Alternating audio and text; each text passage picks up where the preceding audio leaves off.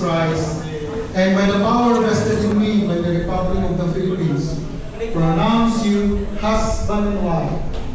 What therefore God has joined together, let not man put asunder.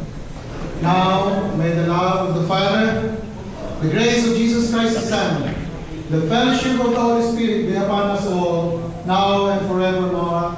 Amen. Amen. Mabuhay mga kasama!